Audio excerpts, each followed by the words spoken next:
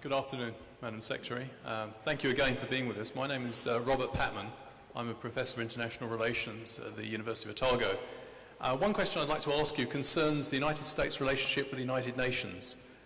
In the post-Cold War era, many countries, including our own, I mean, for a small country like New Zealand, of course, the United Nations is a very important player. And we accept, I think, many of us here, that it's certainly got problems. But what I would like to ask you about, that the Obama administration seems to have taken a much more constructive approach to the United Nations.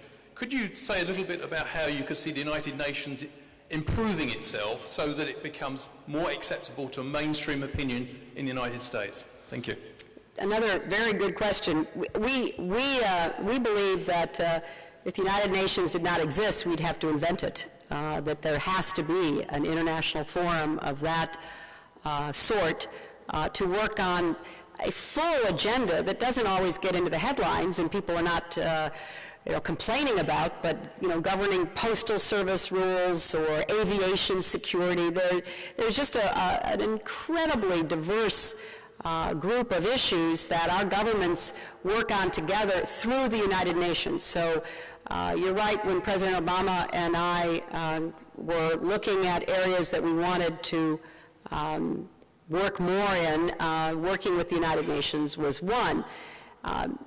Having said that, we would like to have the United Nations be more effective, more cost-effective, streamline its many organs and agencies and departments and divisions and all of the bureaucracy that it has, and we're working on that.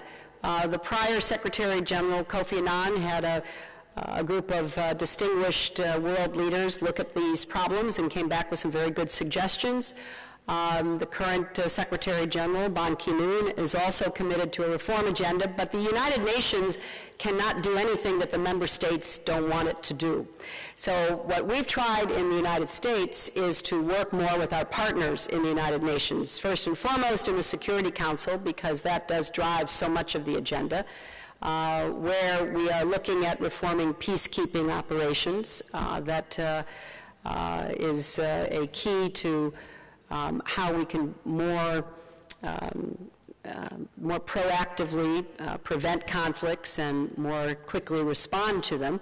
The United States, under our watch, rejoined the Human Rights Council, which was, as you may know, controversial in some quarters in our country, but I think because we joined, we've seen a much more productive set of issues rise to the forefront. We are very committed to working with the United Nations on issues like sanctions against North Korea and Iran for their nuclear programs, and very pleased that within the last 20 months there have been two very strong sets of sanctions adopted by the Security Council that really put the international community on record about the dangers posed by both North Korea and Iran's nuclear weapons program. So we know that there is a minority within our country that is very suspicious of the United Nations, and sometimes to the point of really putting wild ideas into the media that the United Nations is going to take over the world, and black helicopters landing on lawns across America and the like. There's a real resistance to the United Nations ever commanding any American troops, for example, under the blue helmets. But we have pushed hard to develop a much stronger relationship. But the United Nations itself has to be more effective. And I was frankly disappointed at the climate conference in Copenhagen. I know, again, it's the member nations that determine the limits of UN action, but the UN has to be much more effective in pushing whatever the agenda is. So we will work with the United Nations whenever we can. We will support the United Nations. We're the single biggest donor to the United Nations. But we do want to see reforms, and we think it's important for the international community to push those reforms. Madam Secretary, I've had the signal that we only have one last question, okay, even though there are at least 20 people who've put their hands up. very quickly. Tēnā koe, Hillary. Hi.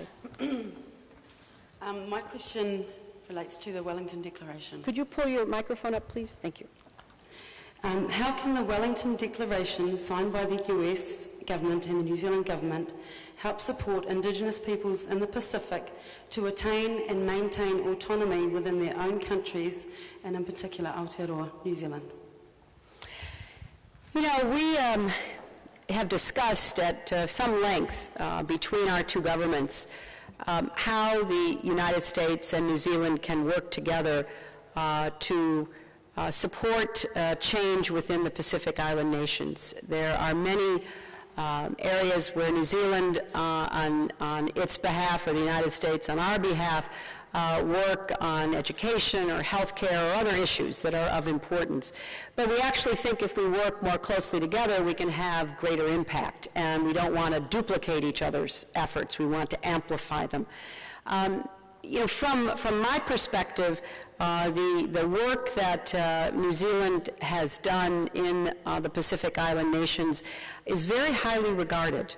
The feeling is, and of course no country maybe from the inside is viewing itself the way that you are viewed from the outside, but the feeling is that New Zealand comes to the table and talking to Indigenous people throughout the Pacific with a lot of credibility because of the involvement in every aspect of New Zealand life of Maori people.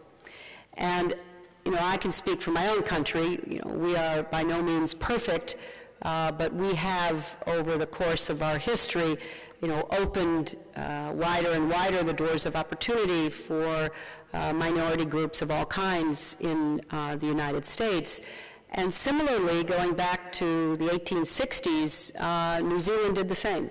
And again, I'm not an expert on New Zealand history, so I'm not going to offer an opinion. I will only say that from our perspective, New Zealand has an enormous amount of experience and credibility in working to help the people of the Pacific Island nations get more support, build up their institutions, create better mechanisms for dealing with the problems that they face, and we look forward to working much more closely with New Zealand to try to do that.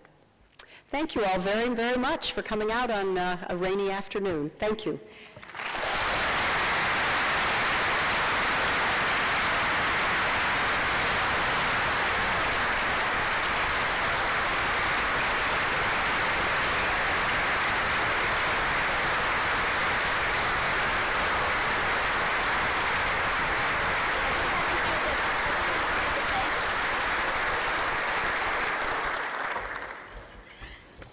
Madam Secretary, I'm actually going to ask Sam Johnson to come forward. As a good university lecturer, I'm going to defer over to my student, a former student, who actually is someone you spoke about. This is the young man who organized the Facebook group in the reaction to the earthquake. So I'm going to ask Sam actually to say a quick thank you to you. And he didn't know this until now.